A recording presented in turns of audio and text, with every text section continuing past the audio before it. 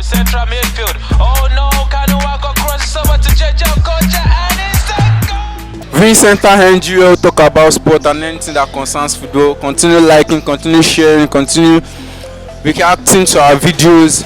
We just finished the match Arsenal versus Tottenham, where the match ended in favor of Arsenal 3-2. London derby. I have with me an Arsenal fan. He's going to tell us what he feels about the match. So bro, big win, yeah? So what do you feel about the match in general? It was a fierce match. It was fiery towards the end of the match because I like, you know, it's a London derby, and not just a London derby, North London derby. The rivalry between both teams stems from years ago, and it was a nice match overall. Very nervy ending, to be honest. Very nervy. So let's start from Mikel Arteta's lineup for this big game. What do you think? Do you think he improved with his selection, or it was just same Arteta and maybe the players just played for him? I think the selection was okay. If you look at Partey coming back into the lineup, playing that anchor role, the number 6 anchor role, it gave the team a lot of balance. Rice was able to move the ball up front more because he has the legs, he has the pace to drive, to push up the midfield. It was a very fairly balanced game. They all played very well. I think Partey coming back into the lineup has given the lineup some sort of solidity, and Tomiyasu as well, playing from left back, did cause a lot of troubles for Kulusevski, not until the second half when Brennan Johnson had to come to the right flank, which is Tomiyasu's left. So it was a very balanced lineup. So Arsenal was leading 3-0 at the first half, and the second half the match ended 3-2. What was running through your mind when the match was 3-2 and the match was very tense at the end of the game? Well, what was running through my mind was that I hope they don't bottle this lead, because Raya, my God, I don't know what he was thinking. Man, clear this ball out, and I don't know, Raya caused the nerviness in the defense towards the end.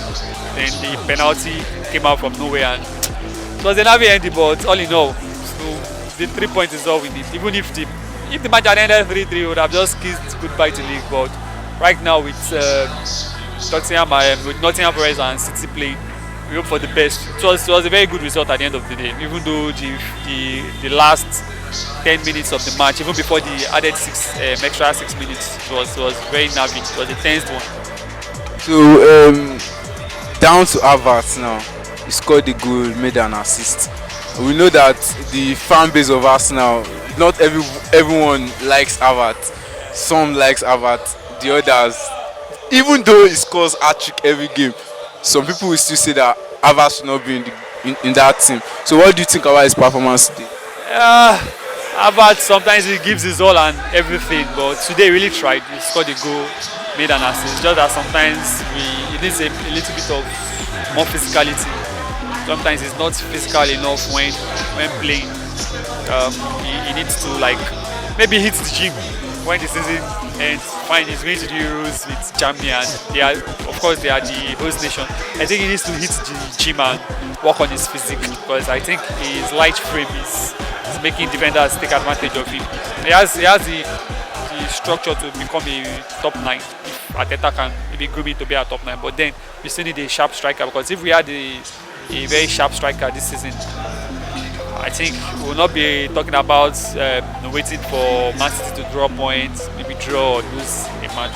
Well, overall, it's been a good buy. It's been a good revelation for us now this season. So the last question now. Looking at the Arsenal team and looking at Arteta moving forward next season, regardless of what happens this season, which positions in that team do you think Arsenal still needs to balance up? We need a cover for our centre back pairing. We've been very lucky with injuries to our centre backs, Big Gabi and Rolls Royce, that's William Saliba. We've been very lucky with them, their conditioning. Maybe that's in part has to do with the fact that Modric left the medical team of Arsenal, went to Man U, and now they are I don't know. Now Man U is suffering injuries crisis. I think we need a centre back pairing. We need we need um, we need a cover for Partey, because I think for me they should just let Jorginho go. We need a cover for Partey. We need somebody that can come in for Saka, or even maybe create a kind of competition for Saka, that right flank. And then, of course, we need a sharp striker.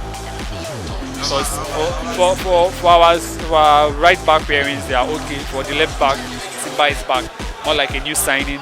We have Tomiyasu. Tomiyasu can play right. He's ambidextrous. He can play from the left. He can play from the right. He can play as a centre back. So I believe we are, if they're able to like cover like 4-5 areas in the team, we are good to go for next season. You said regardless of what happens, I pray we win the Premiership. You are very sure you are going to win the league, obviously. Not sure. It's not in our hands. It's not in our hands. But I hope, as an Arsenal fan that I am, I hope we win the Premiership, so we can build on it for subsequent seasons. So, what do you have to tell the Arsenal players, the Arsenal team in general, pushing for the league? Yeah, I think they should keep their heads up high. It was a nervy ending today, but all in all, we were able to like scale through. So they should just win their matches and hope the boys from the Etihad draw points. So that's all I have to say. Let them keep their heads up high. Fine, the season has not gone the way we would have wanted it, but then anything can still happen. This is football.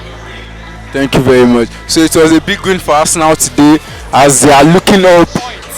Big 3 points. As they are looking up for the league. So continue subscribing, continue sharing our videos on Facebook, on YouTube, on TikTok, on Instagram. Viewingcenterng. Thank you very much.